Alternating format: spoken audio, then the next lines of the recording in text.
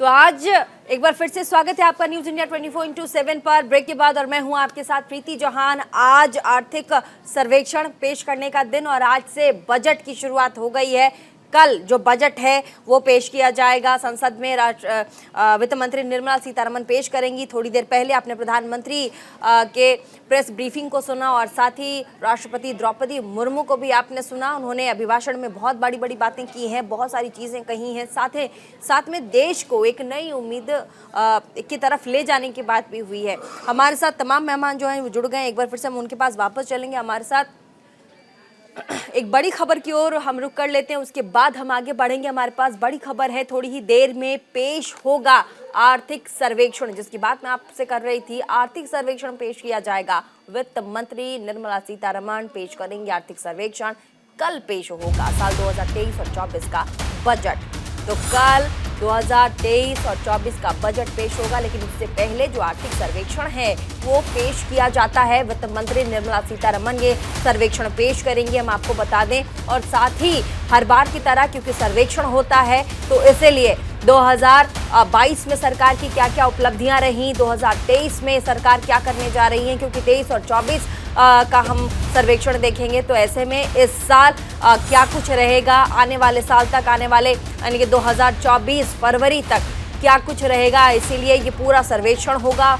2022 और 23 में सरकार ने देश को क्या कुछ दिया, कौन सी उपलब्धियों से देश को सरकार ने नवाजा है, उन पर बातचीत होगी। साथ ही फोकस होगा, वो बड़े बड़े सेक्टर्स होंगे जिसमें इस बार देश को जहां पर रिप्रेजेंट किया गया है 2022 और 23 यानी कि पूरा का पूरा आर्थिक सर्वेक्षण पेश किया जाएगा।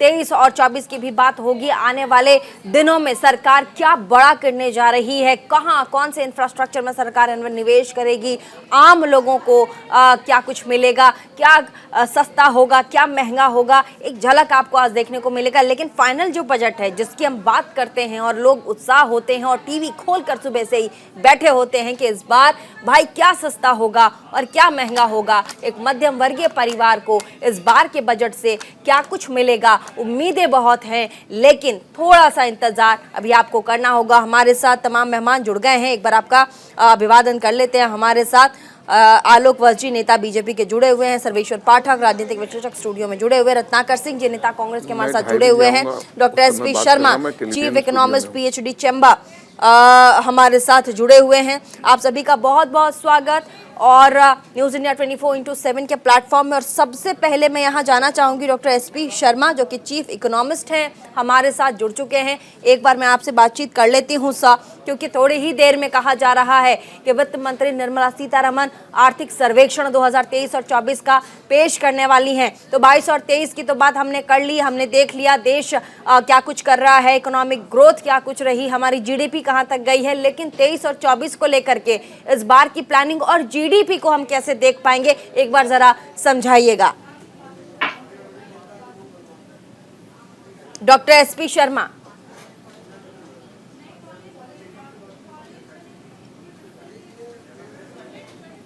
हमारे साथ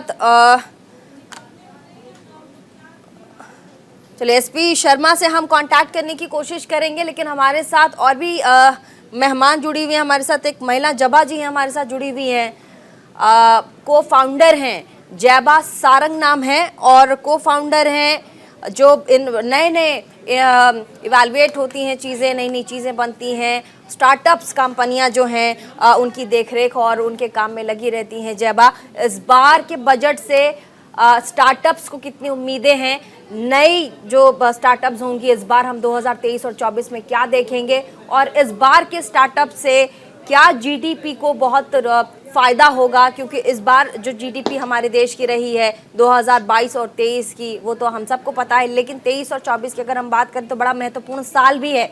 ऐसे में स्टार्टअप के ज़रिए क्या कुछ होने वाला है? दर्शकों, मेरा नाम जैबा सारंग है, मैं को फाउंडर हूँ आई थिंक लॉजिस्टिक की, और काफ़ी एक्साइटेड है हम बजट के एक्सपेक्टेशन को लेकर स्टार्टअप से रिलेटेड, क्योंकि हमारी गवर्नमेंट ने अब तक स्टार्टअप के लिए काफ़ी सारी अच्छी चीज़ें इंक्लूड की है अब तक के बजटों में। इनफैक्ट हम देख रहे हैं इंडिया में स्टार्टअप की ग्रोथ काफ़ी हो रही है। 83,000 के करीब स्टार्टअप्स हैं जो रजिस्टर्ड हैं देखा जाए तो, एंड प्लस 100+ यूनिकॉर्न हुए हैं हमारे इंडिया में इस साल। तो हमें ये ग्रोथ को मद्देनजर रखते हुए गवर्नमेंट से काफ़ी एक्सपेक्टेशन है। अगर मैं बात करूं, जहाँ से मैं लॉजिस्टिक सेक्टर से बिलोंग करती हूँ, वो भी एक स्टार्टअप कैटेगरी में फोकस्ड है। लॉजिस्टिक का गवर्नमेंट से काफ़ी एक्सपेक्टेशन है इन टर्म्स ऑफ लाइक, हमने देखा कि लास्ट ईयर नरेंद्र मोदी जी ने नेशनल लॉजिस्टिक पॉलिसी इम्प्लीमेंट की थी, जहां पर हमने ये फोकस किया था कि हम ओवरऑल लॉजिस्टिक कॉस्ट को किस तरीके से कम किया जाए। अभी जो फिलहाल लॉजिस्टिक कॉस्ट हो रही है ओवरऑल, वो है 14% of entire logistic cost, and हमें किसी भी तरीके से उसे सिंगल डिजिट में लाना है। गवर्नमेंट इन सारी चीजों पर फोकस कर रही है। जब यूथ और यंगस्टर्स स्टार्टअप्स की बात करते हैं, और खुद प्रधानमंत्री नरेंद्र मोदी ने भी नारा दिया था मेड इन इंडिया, और साथ ही वो बार बार यही कहते हैं कि देश में निर्मित चीज़ें और स्टार्टअप्स की बात कीजिए, नए नए स्टार्टअप्स लगाइए और देश से चीज़ें जितनी बनकर निकलेंगी वो हमारे लिए सौभाग्य की बात होंगी। तो ऐसे में आपकी उम्मीदें, यानी कि आप युवा भी हैं, युवा पूरे स्टार्टअप जितना भी है उसका प्रतिनिधित्व यहाँ कर रही हैं, तो इस बार कितनी उम्मीदें हैं आप लोगों को सरकार से, इस बार के बजट से? जी, हमें काफ़ी सारी उम्मीदें हैं गवर्नमेंट से इस बार स्टार्टअप को लेकर, और हमने अब तक जो फोकस किया है, हम तक देखा है कि गवर्नमेंट ने स्टार्टअप को काफ़ी सपोर्ट किया है। हम ये कुछ चीज़ें इम्प्लीमेंट करवाना चाहते हैं जहां पर स्टार्टअप को कुछ लायबिलिटी और कुछ फिजिबिलिटी मिले इन टर्म्स ऑफ टैक्सेस।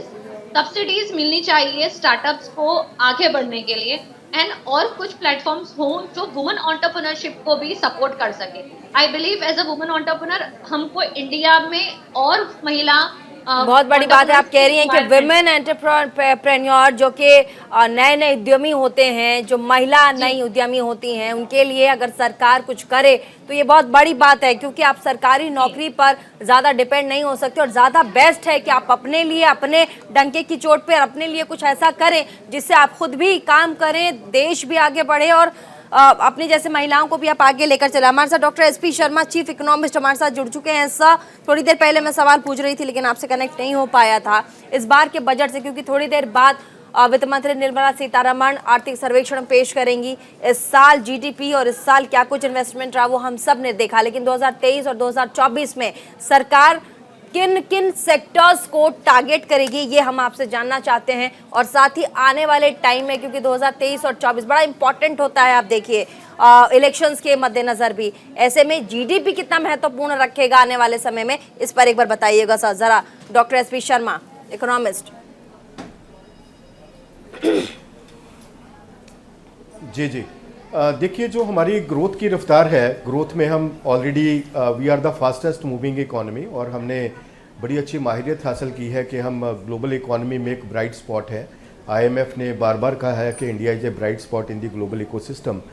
तो आने वाले टाइम में भी हमारी एक्सपेक्टेशन है कि we will remain the fastest moving economy, और हमारा जो ग्रोथ रेट रहेगा अगले वित्त वर्ष के लिए लगभग कोई 6.5-7% से लेकर 7% तक हमारा ग्रोथ रेट रह सकता है, यानी कि 6.75% से लेकर 7% तक। और जो सरकार का फोकस है, जैसे इंफ्रास्ट्रक्चर के लिए सरकार ने ऑलरेडी बहुत सारे प्रयास किए हैं, नेशनल इंफ्रास्ट्रक्चर पाइपलाइन है, तो ये प्रयास कंटिन्यू रहेंगे। Infrastructure will be at the radar of the government to make it state of the art infrastructure in India, क्योंकि इंडिया का जो इंफ्रास्ट्रक्चर डेवलपमेंट है उसी को, जैसे अभी हमारा विजन है कि हम 2047 तक एक डेवलप इकॉनमी बनना चाहते हैं, तो हमें इंफ्रास्ट्रक्चर के ऊपर एक विशेष फोकस देके लगभग कोई 10% ऑफ जीडीपी हमारा इंफ्रास्ट्रक्चर के ऊपर खर्च जो है वो आने वाले सालों में रहना चाहिए। ये सरकार का फोकस आने वाले बजट में हो सकता है। और इसके अलावा हम देखते हैं कि सरकार का जो फोकस है डिफेंस प्रोडक्शन के ऊपर, कि डिफेंस इंडिजीनियस प्रोडक्शन को बढ़ाया जाए, इंपोर्ट्स को कम किया जाए, उसके लिए भी विशेष ध्यान सरकार का उसके और इस बार मैं डॉक्टर एसपी शर्मा मैं आपसे जानना चाहूंगी, क्योंकि इस बार देखिए जो वुमेन है ना, उनका जो इस बार जो भागीदारी है महिलाओं का वो बड़ा ज्यादा दिखाया जाएगा, क्योंकि आप देखिए जो हमारी वित्त मंत्री है महिला है निर्मला सीतारमण, राष्ट्रपति द्रौपदी मुर्मू, और जब आर्थिक सर्वेक्षण वो पेश भी कर रही थी, बातें कर रही थी, उसमें भी नारी सशक्तिकरण की बात बहुत ज़्यादा आ रही थी। ऐसा लग रहा था कि इस बार एकदम तैयार है कि इस बार हम महिलाओं को बड़ा ही सशक्त करेंगे।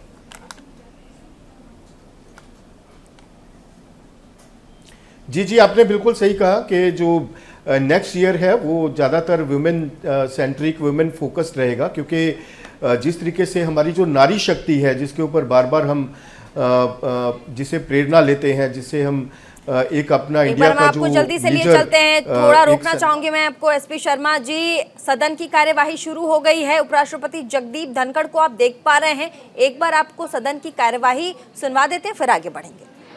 Dr. D. Mastan passed away on the 22nd December.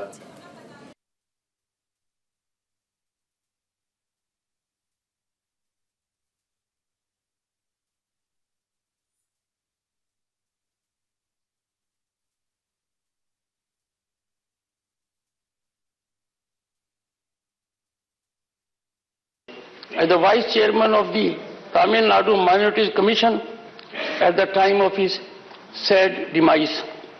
Dr. Mastan also served as a member of the Tamil Nadu State Waqf Board. Dr. D. Mastan served as a member of this House representing the state of Tamil Nadu from 1995 to 2001. In the passing away of Dr. D. Mastan, the country has lost an able parliamentarian. Shri Sharad Yadav passed away on the 12th of January 2023 at the age of 75.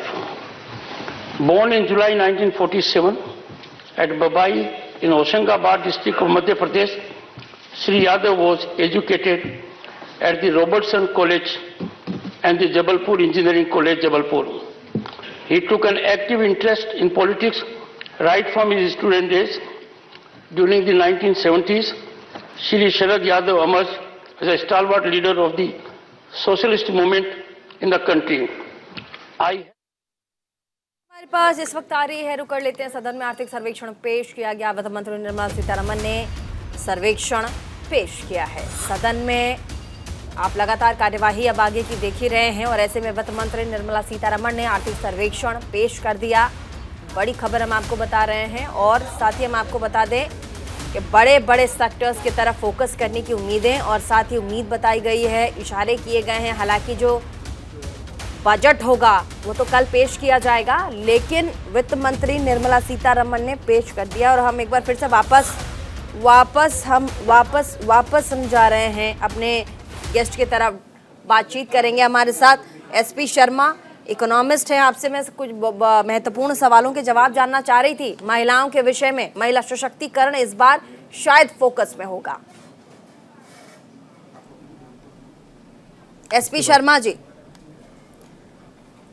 Doctor SP Sharma, chief economist, शायद आपसे connect नहीं हो पा रहा है। रत्नाकर सिंह जी, कांग्रेस के नेता, भी कुछ कह रहे हैं। रत्नाकर सिंह जी। प्रीति जी, देखिए, बड़े गर्व के साथ इकोनॉमिस्ट लोग हैं या फिर बीजेपी के लोग कहते हैं कि हम देश की सबसे 5वीं उभरती हुई अर्थव्यवस्था बनते नजर आ रहे हैं। लेकिन विडंबना ये है कि हम 5वीं अर्थव्यवस्था होने के बावजूद भी आज जो है अमीर और अमीर होता जा रहा है, गरीब और गरीब होता जा रहा है। आज भी देश की 80 करोड़ जनता है जहां पे प्रधानमंत्री जी जो राशन बांटने का काम करते हैं उस पर निर्भर है। तो देश की परिस्थिति आप समझ सकती है किस तरह से दयनीय है। आज जो है एक यूनाइटेड नेशन का सर्वे मैं बता देता हूं, जिसमें कि कोविड के बाद जितने लोग गरीब हुए हैं उसमें से 79% जो है लोग भारत देश में गरीब हुए हैं। तो आखिर मोदी सरकार जो यह बजट पेश करने जा रही है, उस बजट में क्या ये सारे गरीबों के लिए कोई प्रावधान लेकर आएगी जिससे कि उनके जीवन स्तर में सुधार हो? आज विडंबना ये है कि आज केंद्र सरकार के पास स्वयं 10 लाख रिक्त पदे खाली हैं, लेकिन उसको भरने के लिए क्या काम किया जा रहा है ये भी देखने वाली बात है। आज जो कांग्रेस सरकार जो सब्सिडी देकर गरीबों को राहत पहुंचाने का काम करती थी, डीजल हो, पेट्रोल हो, गैस हो, उन सब में सब्सिडी देती थी, वो क्या मोदी सरकार फिर से सब्सिडी देने का काम करेगी और महंगाई पे कंट्रोल करने का काम करेगी? देखिए, यह सरकार जो है पूंजीपतियों की सरकार है। फिर से मैं कहना चाहता हूं, कोविड के बाद लोगों का जीवन स्तर लगातार गिरता चला जा रहा है और संघर्ष कर रहे हैं अपने जीविकोपार्जन के लिए। तो आज सबकी निगाहें मोदी सरकार की जो बजट पेश कर रहे हैं उन पे टिकी हुई है कि कहीं ना कहीं आम जनता को, गरीब जनता को राहत देने का काम करे, चाहे रोजगार देने का के लिए अवसर प्रदान करे, रोजगार देने सृजन की परिस्थितियां कितनी पैदा करते हैं इस बजट में, और महंगाई पे कितना लगाम लगाते हैं, ये देखने वाली बात होगी। ठीक है, आलोक बस जी, बीजेपी के नेता। देखिए रत्नाकर जी, आप ये भूल रहे हैं कि भारत आज विश्व की 5वीं सबसे बड़ी अर्थव्यवस्था बन के खड़ा है, और हम 80 करोड़ लोगों को राशन बांट रहे हैं। चौथे में भी जाने में हमें भी देर नहीं लगेगी। और रही बात जो आप कह रहे हैं कि लोग त्राही त्राही कर रहे हैं, तो पिछले माह का रिपोर्ट है कि 47% व्हीकल्स में बढ़ोतरी हुई है खरीदारी में। तो ये कहां से हो गई, कहां से पैसे आ गए इन लोगों के पास? कौन सा? प्रीति जी एक चीज कहूंगा, सिर्फ एक चीज बोलने दीजिए, आपकी बातों को बड़ा धैर्य के साथ सुनाएं। कौन सा ऐसा सेक्टर है जहां पे लोग आपको ऐसी नजर, आप जो फिगर्स दे रहे हैं, आप बजट का इंतजार कीजिए, आप खुद कहेंगे कि बजट में सभी लोगों का समावेश हुआ है। जितने भी लोगों को इससे उम्मीद है रिलीफ की, हम किसी भी सेक्टर को नहीं छोड़ेंगे, लेकिन ये भी ध्यान में रखेंगे, जैसा कि अभी इकोनॉमिस्ट साहब ने कहा कि जो हमारा ग्रोथ है, जो IMF ने भी बार बार पुष्टि की है कि India is the fastest growing economy, और वैश्विक स्थिति को रीलिंग अंडर प्रेशर, हम फिर भी उसका ध्यान रखते हुए यहाँ का भी बैलेंस बना के देश को जिस प्रगति के मार्ग पर प्रशस्त कर रहे हैं, उसमें भी कोई कमी नहीं छोड़ेंगे। और आने वाले समय में जो हमने ठान रखा है विश्व गुरु बनने का, वो सपना पूरा सर्वेश्वर जी, और उसके बाद जल्दी से हम चलेंगे SP शर्मा जो इकोनॉमिस्ट हमारे पास, उनके पास। हाँ। इसमें अब हमारे पैनल में अभी इकोनॉमिस्ट बैठे पड़े हैं, मैं हो गया, आलोक जी हो गए, या कोई हो गया, ठीक है, पॉलिटिकल बातें करते हैं, जर्नलिस्ट ऐसे हेल्प कर रही है बीजेपी को, लेकिन एक इकोनॉमिस्ट बैठे पड़े हैं, और वो नहीं बात कह रहा हूं मैं, क्योंकि कांग्रेस का ये होता है, सुनिए आप मेरी बात, कांग्रेस का ये आरोप प्रत्यारोप होता है, अगर आप उनको दिखाएंगे आईना तो। पहले आप एक बात बताइए, कौन सा जर्नलिस्ट बीजेपी को हेल्प कर रहा है, क्या कह रहे हैं आप? कांग्रेस का आरोप प्रत्यारोप होता है, रत्नाकर जी मेरे तो को 1000 बार बता चुके हैं, इसलिए मैंने बोला हूं।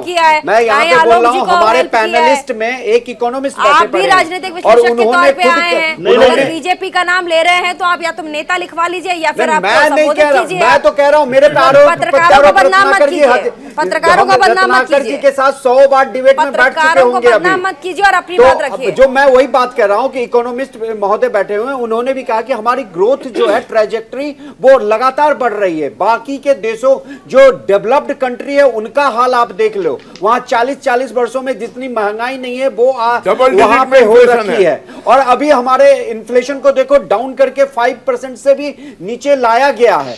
तो SP Sharma ji, economist, chief economist SP Sharma ji, SP Sharma ji, chief economist ji, मैं आपके पास आती हूँ, बोलिए।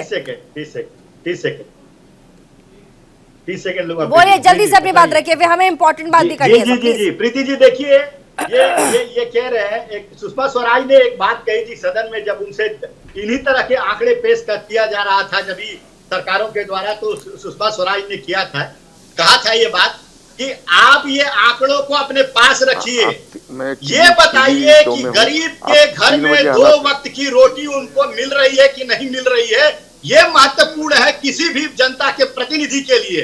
आंकड़े आप अपने पास रखिए और उस पे जो भी करना है। ठीक है SP शर्मा जी,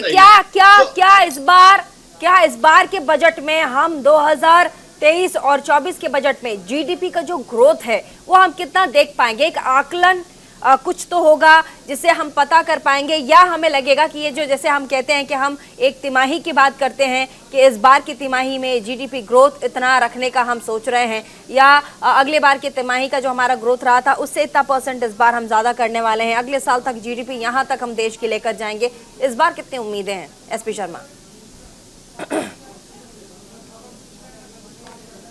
देखिए, जैसे मैंने पहले बताया कि इस साल का जो 23-24 का ग्रोथ रेट है वो 6.25% से लेके 7 के बीच में रह सकता है, यानी कि 6.75% से 7% के बीच में। डिस्पाइट दी सो मैनी ग्लोबल हेडविंड्स, जो भी अनसर्टिनिटी का माहौल रहा, हमारा इस साल का जो ग्रोथ है 2022-23 का, वो 7% के आसपास रहेगा। अगले साल भी हम इसी के आसपास ग्रो कर पाएंगे, क्योंकि हमारी जो रेजिलियंस, जो पिछले 3-4 साल में हमारी जो रेजिलियंस बनी है वो भी विजिबल है। हमने जो एग्रीकल्चर सेक्टर में ग्रोथ हासिल की, हम लगातार 3-4 साल से 3% के ऊपर का ग्रोथ हम एग्रीकल्चर सेक्टर में हासिल कर रहे हैं। हमारे किसानों को मैं बधाई देना चाहूँगा कि लगातार ऐसे ग्रो करना एक बहुत बड़ी रेजिलियंस क्रिएट करता है, जो कि इकॉनमी को एक स्ट्रेंथन कर रहा है आने वाले टाइम के लिए। और दूसरा जो हमारा सर्विसेज सेक्टर है, भले ही वो कोरोना के टाइम पे बहुत ही ज़्यादा इम्पैक्ट हुआ था, टूरिज्म सर्विसेज इम्पैक्ट हुई थी, रेलवे सर्विसेज इम्पैक्ट हुई थी, एयरलाइंस इम्पैक्ट हुए थे, लेकिन अभी जो वापस ग्रो ट्रैजेक्टरी है वो 8-9% के ऊपर वापस आ गया है, जो एक मेजर सपोर्ट है हमें आगे ग्रो करने के लिए। हाँ, यहाँ पे कुछ मैन्युफैक्चरिंग के लिए हमें चैलेंजेस हैं कि हम ज़्यादा मैन्युफैक्चरिंग में ग्रो अभी भी नहीं कर पा रहे, जिसके लिए सरकार ने बहुत सारी रिफॉर्म्स की हैं, सिंगल विंडो सिस्टम शुरू किया है कि हमारा जो मैन्युफैक्चरिंग ग्रोथ है और ज़्यादा सुदृढ़ हो, हम कम से कम 10% के ऊपर ग्रो करें मैन्युफैक्चरिंग में, तभी जाके हमारी जो ग्रोथ ट्रैजेक्टरी है वो आने वाले टाइम में और ज़्यादा सस्टेनेबल रहेगी और हम बहुत ज़्यादा एम्प्लॉयमेंट क्रिएट कर पाएंगे। डॉक्टर एसपी शर्मा, एक चीज में, क्योंकि हमारे यहाँ महिला उद्यमी भी है स्टार्टअप से, स्टार्टअप महिला उद्यमी भी हैं स्टार्टअप से।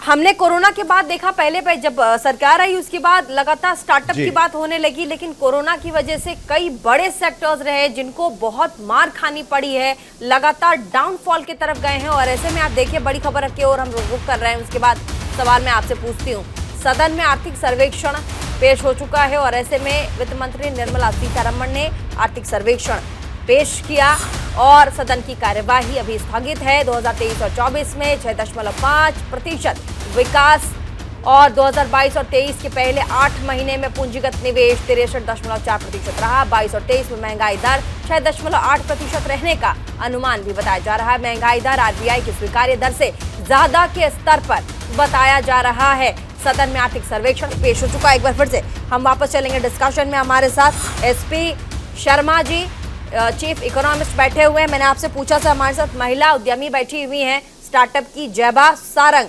तो हमने कोविड में देखा कि लगातार जो स्टार्टअप्स कंपनियां थी वो फॉल कर गई, और अब क्योंकि धीरे धीरे हमारा देश जो है वो कोविड से उबर रहा है, हमारी इकोनॉमी धीरे धीरे कोविड से उबर रही है, तो इस बार क्या नया हमें देखने को मिलेगा स्टार्टअप के लिए, और स्टार्टअप कितना ग्रो करने वाला है 2023-2024 में? स्टार्टअप को कितना बूस्ट मिलेगा? क्योंकि जब तक स्टार्टअप हमारे यहाँ बूस्ट नहीं होगी तब तक इकोनॉमी, जो 5 ट्रिलियन का हमारा सपना है, वो पूरा नहीं हो सकता।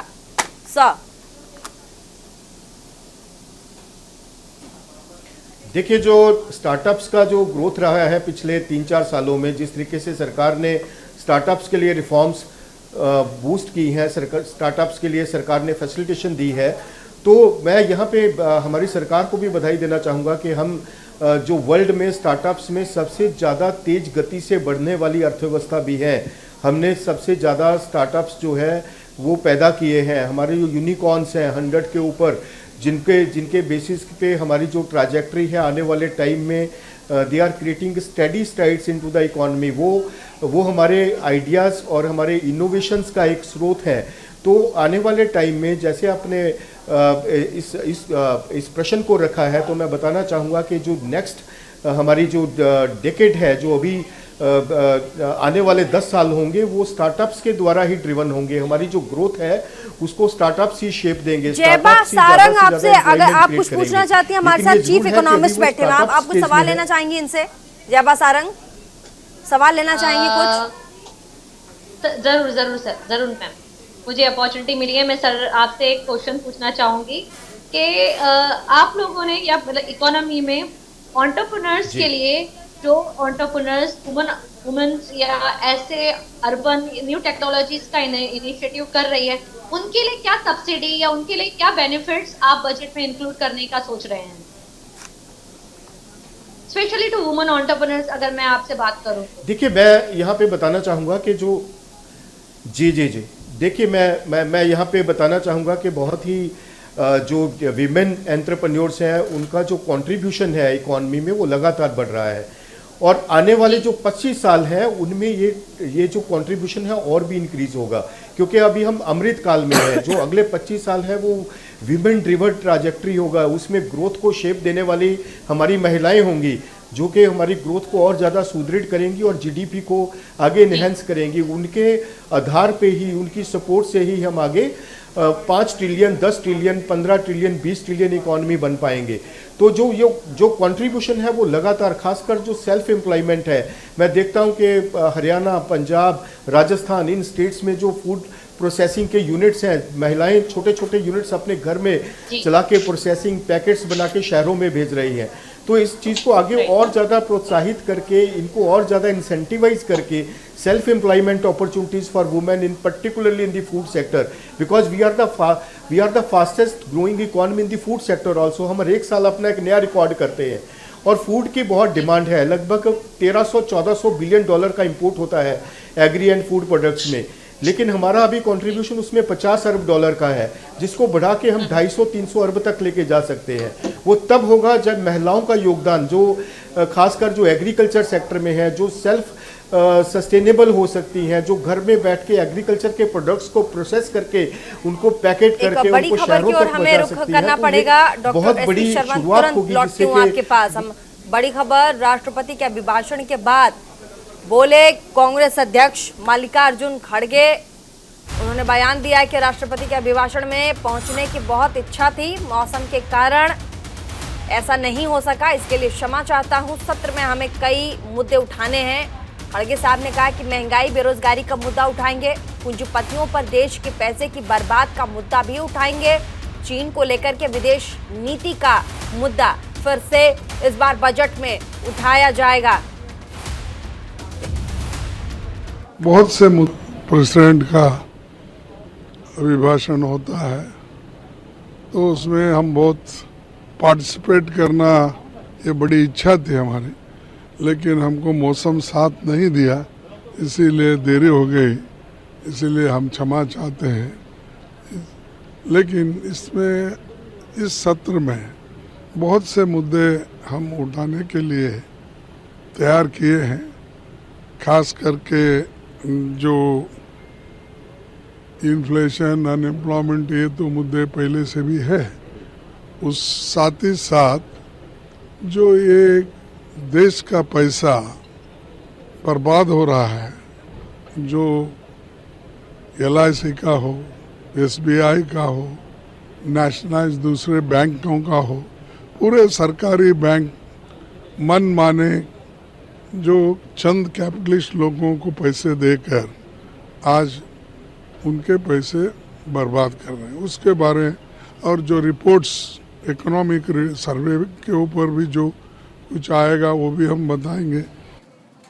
मल्लिकार्जुन खड़गे को आप सुन रहे थे, बड़ी बड़ी बातें कर रहे हैं। वो कह रहे हैं मौसम की खराबी की वजह से अभिभाषण में शरीक नहीं हो पाए, इसके लिए माफी चाहते हैं, लेकिन बजट में कई मुद्दे हैं जिन पर वो बातचीत करेंगे। विदेश नीति, चाइना पॉलिसी पर भी बातचीत करेंगे, और जो पैसे हैं भारत के डूब रहे हैं, जो हमारे उद्यमी हैं जिनकी वजह से उनको लगता है कि पैसे हमारे डूब रहे हैं, उस पर भी काफ़ी चर्चा करना चाह रहे हैं। बजट की बात एक बार फिर से लगातार आप सुन रहे हैं। बजट पे हमारा जो कार्यक्रम है, हमारा बजट स्पेशल, हमारा जो प्रोग्राम है, आप लगातार देख रहे हैं। और एक बार फिर से ब्रेक के बाद आप सभी का बहुत बहुत स्वागत। मैं हूँ आपके साथ प्रीति चौहान।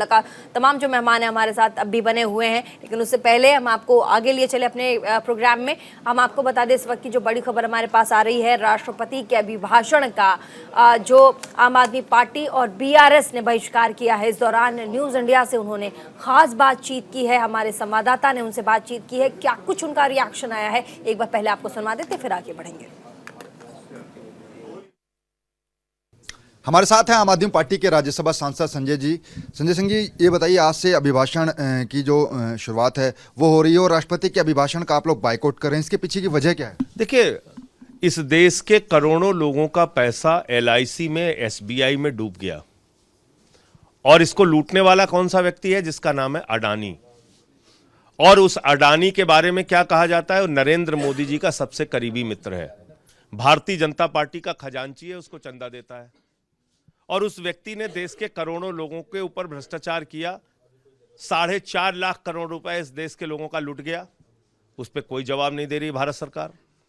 कल भी मैंने सर्वदलीय बैठक में कहा था कि इस पे मोदी जी को सामने आके जवाब देना चाहिए, कोई जवाब नहीं। सदन में चर्चा कराई जानी चाहिए, कोई जवाब नहीं। तो इसलिए हम लोगों ने आज बहिष्कार किया है कि आज सबसे बड़ा मुद्दा है LIC में, SBI में जिन लोगों ने अपनी बेटी की शादी के लिए, अपना घर बनवाने के लिए, अपनी बीमारी के लिए, अपने पेंशन के लिए पैसा लगा रखा था, आज वो सारे लोग चिंतित हैं। और इस व्यक्ति को देखिए, कह रहा है कि भारत के ऊपर हमला हो गया। अरे तुम्हारे फ्रॉड को उजागर करना, भारत पे हमला कैसे हो गया? Adani is not India, India is not Adani. Adani के भ्रष्टाचार को उजागर करना, भारत पे हमला कैसे हो गया, और अगर भारत पे हमला हो गया तो प्रधानमंत्री कहां छिपे हैं, उनको आके जवाब देना चाहिए। अगर भारत पे हमला हो गया तो राष्ट्रीय सुरक्षा सलाहकार कहां है, रक्षा मंत्री कहां है, गृह मंत्री कहां है, सबको आके जवाब देना चाहिए। हम भी समझे कैसे भारत पे हमला हो गया। तो अडानी ने देश के करोड़ों लोगों के भविष्य के ऊपर हमला किया है और इसलिए आम आदमी पार्टी ने बहिष्कार किया है।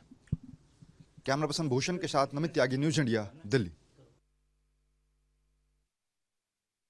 पर्सपेक्टिव में यही कहूँगा कि जो हेल्थ केयर के ऊपर फोकस रहा है और सिग्निफिकेंट एलोकेशंस हुए हैं वो कंटिन्यू करेगा, और गवर्नमेंट की जो सिग्नेचर पॉलिसीज़ हैं जैसे आयुष्मान भारत, जिसके वजह से the entire country today has access to health care, उस पे ध्यान दिया जाए और एलोकेशन एडिक्वेट रखा जाए। सर, आप फिक्की ने जो है रिप्रेजेंटेशन दिया था अपना बजट को लेकर, इंडस्ट्री की तरफ से क्या डिमांड थी कि इस बजट में वित्त मंत्री जी को ये करना चाहिए? जी, तो बजट में प्राइमरी एक्सपेक्टेशन यही है कि ग्रोथ ओरिएंटेशन रहेगा, और जो हैवी लिफ्टिंग गवर्नमेंट ने किया था during the pandemic and its immediate aftermath in terms of public sector capex, वो कंटिन्यू करे। तो शायद पिछले साल की तरह जो 35% की बढ़ोतरी हुई थी एलोकेशन में, उतना ना हो, लेकिन इंक्रीज तो होनी चाहिए from our point of view. और उसके अलावा दो मेजर सुझाव हमने दिए थे। एक था कि जो 115 BAB प्रोविजन है, जो कि एक कंसेशनल रेट ऑफ टैक्स है नई मैन्युफैक्चरिंग यूनिट्स के लिए, ये अभी 2024 में एक्सपायर करने वाला है, और हमारा सुझाव ये था कि इसको 5 साल के लिए बढ़ाया जाए, क्योंकि अभी जो global supply chains India attract करने का कोशिश कर रहा है, तो उनको पॉलिसी सर्टेनिटी चाहिए, और कोई भी बड़ी कॉरपोरेशन जो अभी चाइना +1 स्ट्रैटेजी को। सुप्रकांत पांडा को सुन रहे थे आप, अध्यक्ष फिक्की के। इस बार वो भी कह रहे थे कि बड़ी ही उम्मीदें रखिए, क्योंकि सरकार इस बार बहुत कुछ करने वाली है। एक बार फिर से वापस चलेंगे, हमारे साथ तमाम गेस्ट बने हुए हैं। रत्नाकर सिंह जी लगातार कुछ कहना चाह रहे हैं, उसके बाद हम बीजेपी के हमारे नेता हैं उनसे सवाल जवाब लेंगे। हमारे साथ महिला उद्यमी भी बैठी हुई हैं लॉजिस्टिक्स सेक्टर से, जयबा सारंग, उनसे भी बातचीत करेंगे। शुरुआत कर लेते हैं एक बार रत्नाकर सिंह जी से। बताइए क्या पूछ रहे थे आप?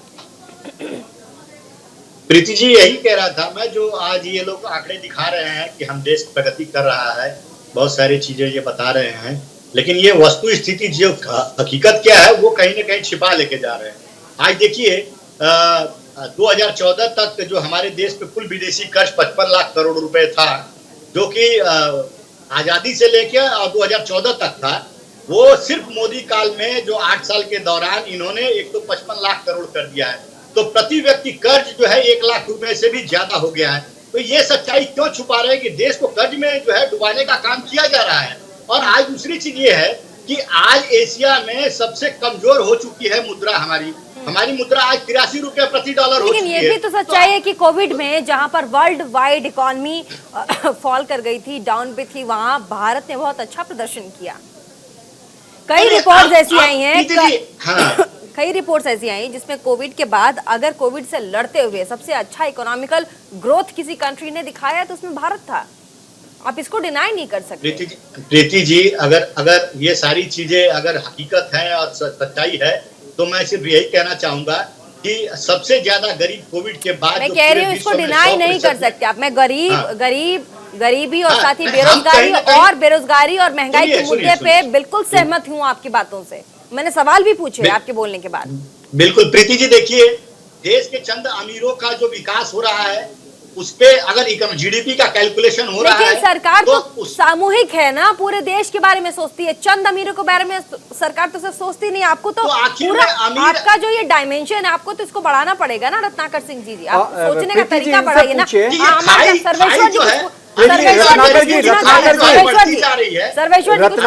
गरीबी की जो खाई बढ़ती जा रही है, एक बार उसको कम करने की जिम्मेदारी जो है वो सरकार की है। ठीक है, सर्वेश्वर जी को भी एक बार सुन लेते हैं। डिस्कशन है रत्नाकर जी, एकदम संयम से। क्या 9 सालों में ही ये गरीबी और अमीरी की जो खाई है वो बढ़ गई है क्या? कि ये जो खाई बढ़ती आ रही है जब से आजादी हुई, कांग्रेस का 70 सालों का जो ये रहा है, आप उसको भी देखेंगे ना। दूसरी बात, संयम से डिबेट नहीं है, हम बजट पे बात कर रहे हैं, संयम से बात दूसरी बात, रत्नाकर जी आप बार बार अडानी अडानी कर रहे हो। यही अडानी आपके राजस्थान में गए थे तो अशोक गहलोत जी ने तो रेड कारपेट बिछाया था। तो उद्योगपति है, देश के हर जगह में उद्योग लगाता है, और तो क्यों आप लेवल चस्पा लगा दे रहे हैं कि ये बीजेपी का आदमी है? आप राजस्थान में गए थे तो क्या वो उद्योगपति आपके यहाँ पैसे लेके इन्वेस्ट नहीं कर रहे हैं? इस बात का आपका क्या जवाब देंगे, बताइए। आज अगर जवाब देंगे, लेकिन जयबा सारंग भी है, हाँ। जयबा सारंग भी, आप लोग राजनीतिक बातें बजट के दिन कम से कम दूर रखिए। जयबा सारंग भी हमारे पास महिला उद्यमी है। जयबा जी दूसरी एक सेकंड ये स्टार्टअप कंपनी आप। में इनकी खुद की स्टार्टअप कंपनी लॉजिस्टिक्स की, इस बार बजट से लॉजिस्टिक्स कंपनी के लिए आपको क्या उम्मीदें हैं जयबा? जी, लॉजिस्टिक्स से रिलेटेड अगर हम देखा जाए, हमारा एक्सपेक्टेशन गवर्नमेंट से है, मतलब लास्ट ईयर जो नेशनल लॉजिस्टिक पॉलिसी का डेफिनेशन डिफाइन किया गया था, वहां पर नरेंद्र मोदी जी का एक ही फोकस है कि हमें शिपिंग लॉजिस्टिक कॉस्ट को कैसे कम करें। अभी जो करंट हमारा ओवरऑल शिपिंग लॉजिस्टिक कॉस्ट होता है वो 14% है ओवरऑल कॉस्ट का, उसे हमें सिंगल डिजिट में लाना है। तो इसलिए हमारा ये मानना है कि हम किस तरीके से इंफ्रास्ट्रक्चर को और बेटर बिल्ड कर सकते हैं। आज आप देखेंगे रोड की और रेलवे कंस्ट्रक्शन की जो हालत है, उस चीज़ को और इम्प्रोवाइजेशन की ज़रूरत है। हमारा एक्सपेक्टेशन लॉजिस्टिक के एंड से, गवर्नमेंट से तरफ से ये है। और हम ये भी चाहते हैं कि अभी कुछ स्टार्टअप्स और जो कुछ कंपनीज हैं कार्बन न्यूट्रल पे काफ़ी फोकस कर रही हैं। हमारा एक्सपेक्टेशन ये है कि गवर्नमेंट उन कंपनीज को कुछ सब्सिडी दे जहां से कार्बन फुटप्रिंट और पोल्यूशन लेस का फोकस करके हम मदर अर्थ को भी ध्यान रखें। बहुत बड़ी बात ये हमें बहुत बड़ी बात कह रही है, नहीं बहुत बड़ी बात ये देखिए, सुन के संयम से जवाब देने की जरूरत है, क्योंकि हमारे देश का भविष्य यहाँ आपसे सवाल पूछ रहा है, और ये वो भविष्य है जो खुद नौकरी जनरेट करने वाले यूथ हमारे बीच बैठे हैं। अब इनका कहना है कि हमें कार्बन फ्री एनवायरनमेंट की ज़रूरत है, और साथ ही ऐसे ऑर्गेनाइजेशन की, लॉजिस्टिक्स की ज़रूरत है जहां पर बहुत ज़्यादा पॉल्यूशन भी ना हो। आप कुछ कह रहे थे? सबसे मैं ये कह रहा था कि देखिए, पिछले बजट में इवन इकोनॉमिस्ट साहब जो बैठे हैं वो भी बताएंगे कि जो ये स्टार्टअप्स हैं उनको रियायत देने के लिए 31 मार्च 2023 तक का समय दिया गया था। तो सरकार उसके लिए पूरी वचनबद्ध है, और सरकार खुद ही स्टार्टअप को बढ़ावा दे रही है।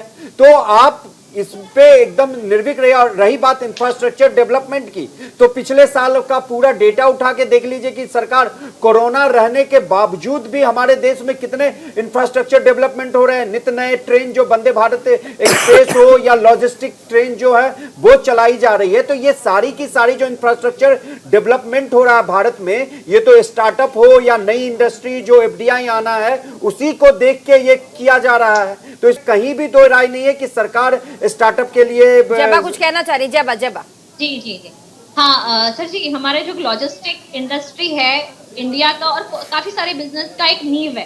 तो लॉजिस्टिक से रिलेटेड गवर्नमेंट ने जरूर काफी सारी चीजें ऑलरेडी की है, बट जो रिक्वायरमेंट है अभी हमारा एक्सपेक्टेशन है कि $380 बिलियन का ग्रोथ होगा इस इंडस्ट्री में 2025 तक।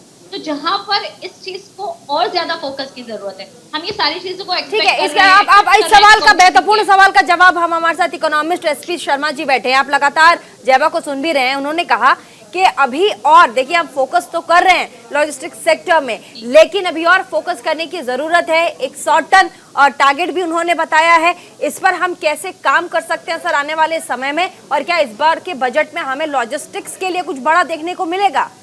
SP शर्मा जी। देखिए, जो सरकार ने भी वो जो बायकॉट करने वाले लोग हैं वो देश की सफलता का, देश के गौरव का ही बायकॉट कर रहे हैं।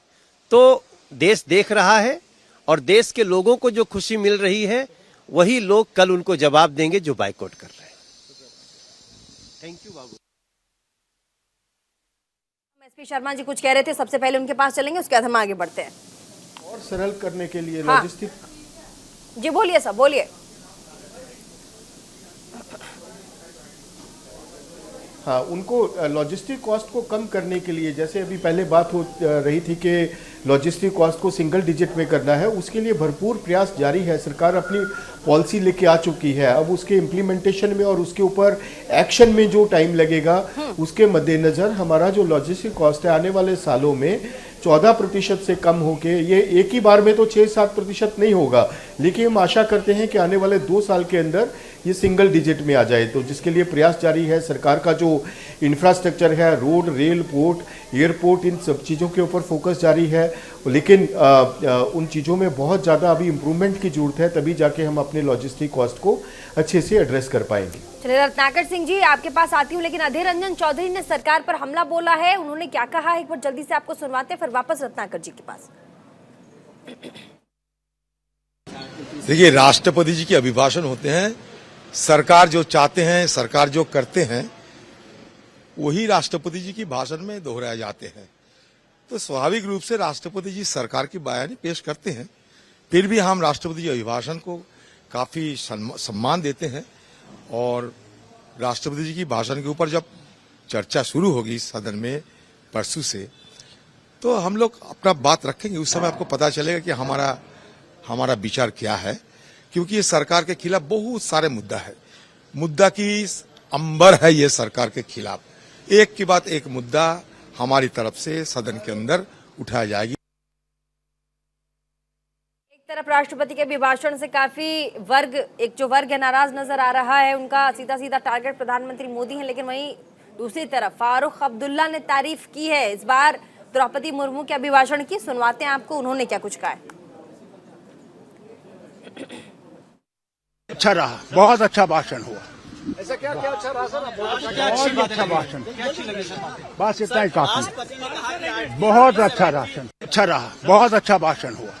ऐसा क्या क्या अच्छा रहा सर? बहुत अच्छा भाषण, बस इतना ही काफी। कह रहे बहुत अच्छा भाषण, अभिभाषण इस बार का रहा है। एक बार वापस हम चलेंगे, रत्नाकर सिंह जी नेता कांग्रेस के सवाल पूछना चाह रहे हैं एसपी शर्मा जी से। जल्दी से रत्नाकर सिंह जी बोलिए अपनी बात। सवाल देखिए, मैं देश के 62 करोड़ किसानों जो है किसान है, हमारे जो अन्नदाता है, अगर बजट की बात किया जाए और उनकी चर्चा नहीं की जाए तो कहीं न कहीं उनके साथ अन्याय करने वाली बात होगी। बिल्कुल अन्याय होगा अगर हम किसानों की बात ना करें तो। और आप लोग किसान परिवार से भी आते हैं, इसीलिए आते ही आपने किसानों की बिना बात किए पहले आपने नेगेटिविटी गिना दी पार्टी की। सर देखिए प्रीति जी, यह सरकार है, मोदी सरकार ये कह रही थी कि 2062 तक जो है हम 2022 तक जो है हम किसानों की आय जो है दोगुनी कर देंगे। और उन्होंने अपनी मांगों को लेकर 3 काले कृषि कानून जो मोदी सरकार ने लगाए थे उसके खिलाफ जो बॉर्डर पे धरना प्रदर्शन किया था, तो यही सरकार ने उनको आश्वासन दिया था कि हम जो उपज होगा उस उपज पे एमएसपी दिया जाएगा। लेकिन बहुत सही बात। हाँ बिल्कुल, पूछिए। क्या मोदी सरकार एमएसपी का प्रोविजन इस बजट में करेगी? ये सबसे बड़ी चीज है, ये देखने वाली चीज है। इस बार सरकार करेगी बजट में? आलोकवास जी जल्दी से। देखिए, पहले मैं रत्नाकर जी के एक बात का जवाब देना चाहता हूँ। ये बार बार इन्फ्लेशन की बात कर रहे हैं। हाँ। तो मैं इनको बता दूं कि 2004 से 2014 तक हिंदुस्तान में इन्फ्लेशन रेट 11.4% था, जो मोदी गवर्नमेंट में कोरोना के बावजूद 7% से ऊपर नहीं जाने दिया है। आप प्लीज सुनिए, नहीं आप प्लीज सुनिए, आप प्लीज मुझे बोलने दीजिए। आप एक मिनट, अभी जो आंकड़े बता रहे हैं वो 7% पे बंधा हुआ है, जबकि वैश्विक स्थिति भी इतनी अच्छी नहीं है। वैश्विक स्थिति के बावजूद 7% से ऊपर नहीं जाने दिया गया है। और रही बात किसानों की, तो किसानों के हित में जितना काम हमने किया है, उनके खाते में जितने पैसे ट्रांसफर हुए हैं, और इस बजट में भी किसानों के प्रति हमारा भाव दूसरा ही रहेगा। और एमएसएमई के तहत फैक्ट के अंदर जितने भी इकाइयां हैं उन सब पे दिया जाएगा और उनको क्रेडिट लाइन फैसिलिटी भी बढ़ोतरी करके दिया जाएगा। बस ठीक है, लड़ने की जरूरत नहीं है। इसलिए आप मत कहें, हमारे पास इकोनॉमिस्ट हैं, आपका काली कुत्ता हुआ है, इसलिए आप उसको मत कहें। एसपी शर्मा जी, किसानों का भला आपके सारे नेता जो है बड़े बड़े सब बेल पे हैं। कौन सी सरकार में सबसे ज्यादा किसानों अंदर करा दीजिए ना, अगर बेल पे आप कह रहे हैं। एसपी शर्मा जी आप दोनों जरा सम्मान कीजिए, इकोनॉमिस्ट हैं देश जी। किसानों का इस बार देखिए, किसानों के लिए सरकार क्या करेगी? देखिए, जो बहुत महत्वपूर्ण सवाल रत्नाकर जी ने पूछा, उसका जवाब मैं आपसे जानना चाहूंगी। देखिए, जी जी, देखिए जो भी सरकार होती है वो हमेशा वेलफेयर करती है, वो लोगों का भला चाहती है, चाहे वो कांग्रेस सरकार हो चाहे वो बीजेपी हो। कांग्रेस के कार्यकाल में भी हमने एक गोल्डन पीरियड देखा जब हम ग्रो किए, जो हाईएस्ट जो डबल डिजिट ग्रोथ भी हमने हासिल की। 2004, 5, 6, 7 का जो ग्रोथ था वो एक गोल्डन पीरियड था। उसके बाद लिमेन क्राइसिस ने हमें हिट किया, और लेकिन हम अप्रिशिएट करते हैं कि उसके बावजूद भी हम वापस एक फास्टेस्ट मूविंग इकॉनमी बने।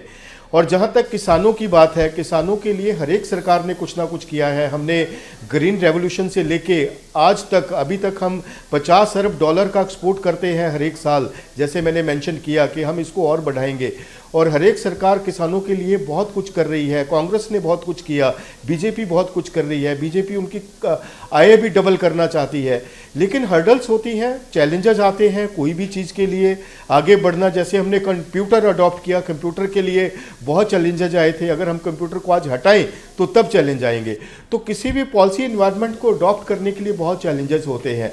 लेकिन ये जरूर है कि किसान, हमारे किसान भाई, हमारी जो एग्रीकल्चर सेक्टर है वो हमारी बैकबोन है, उसी के बेसिस पे हम आगे ग्रो करते हैं। मैन्युफैक्चरिंग में ग्रोथ तभी आती है जब हमारा एग्रीकल्चर सेक्टर ग्रो करता है। तो हमें ज़रूरत है कि हम ज़्यादा से ज़्यादा अपना फोकस एग्रीकल्चर सेक्टर के ऊपर रखें, क्योंकि 50% डिमांड एग्रीकल्चर सेक्टर से ही आती है। तो उसकी जितनी इनकम्स बढ़ेंगी उतना ही मैन्युफैक्चरिंग की डिमांड बढ़ेगी, उतना ही निवेश होगा, उतना ही रोजगार पैदा होगा। तो हम आशा करते हैं कि सरकार का मेजर फोकस इस बार एग्रीकल्चर सेक्टर के ऊपर रहेगा, so that employment is created particularly for the rural youth. जो हमारा रूरल यूथ है, रूरल एंटरप्राइजेस को फोकस करने की ज़रूरत है, जिससे कि पूरा एक बिग पुश इकॉनमी को मिलेगा और इकॉनमी एक high and sustainable growth trajectory attain कर पाएगी।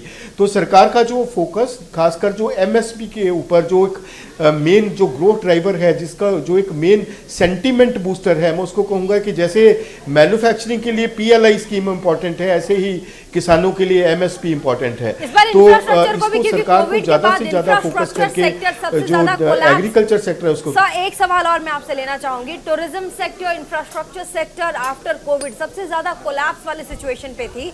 इस बार 2023-24 के बजट में हम उनके लिए कौन सा बूस्ट, कौन सी संजीवनी लेकर के आ रहे हैं सर? इस पर अगर जरा आप कुछ बोल दें, क्या उम्मीदें इस बार होनी चाहिए सरकार से टूरिज्म सेक्टर और इंफ्रास्ट्रक्चर सेक्टर? देखिए, जो इंफ्रास्ट्रक्चर सेक्टर है, सरकार ने उसके लिए NIP घोषित किया हुआ है, नेशनल इंफ्रास्ट्रक्चर पाइपलाइन है। और अगर हम इकोनॉमिक सर्वे के आप हाइलाइट्स देखेंगे तो हमारा कैपिटल एक्सपेंडिचर, जो सरकार का जो एक्सपेंडिचर है वो बहुत 60% से भी ऊपर ग्रो किया है। तो आने वाले टाइम में मैं ये समझता हूँ कि जो इंफ्रास्ट्रक्चर, जो बेसिक इंफ्रास्ट्रक्चर है, खास करके जो रेल, रोड, पोर्ट, एयरपोर्ट का इंफ्रास्ट्रक्चर है, उसको और ज़्यादा गति देने की ज़रूरत है। जैसे हम पहले बात कर रहे थे कि लॉजिस्टिक कॉस्ट तभी एड्रेस होगा जब इंफ्रास्ट्रक्चर को और अच्छे से फोकस किया जाएगा, ग्राउंड टचिंग रिफॉर्म्स होंगी। खासकर जो एनवायरनमेंट से रिलेटेड जो हर्डल्स आती हैं, कई बार इंफ्रास्ट्रक्चर के प्रोजेक्ट रुक जाते हैं जब अप्रूवल्स नहीं होती।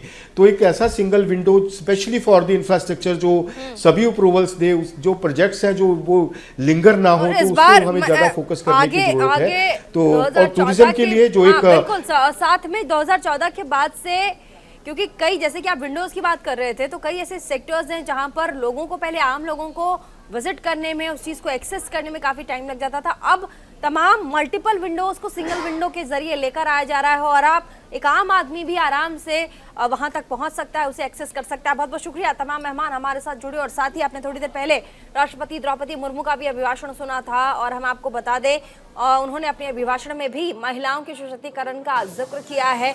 लेकिन कल देश ही नहीं, विश्व की निगाह भी रहेगी कि कल के बजट में भारत क्या कुछ नया देने वाला है देश को, और इस बार की जो GDP होगी वो कहां तक जाएगी, हमारे देश की रफ्तार कैसी होगी, आर्थिक विकास में हम कहां तक पहुंचे हैं, और साथ ही आने वाले समय में 2023 और 24 में आर्थिक विकास हमारे देश का कैसा होगा। फिलहाल रुक रहे हैं छोटे से ब्रेक के लिए। ब्रेक के बाद भी खबरों का सिलसिला लगातार बना हुआ है न्यूज़ इंडिया 24/7 पर। देखते रहिए, कहीं मत जाइएगा।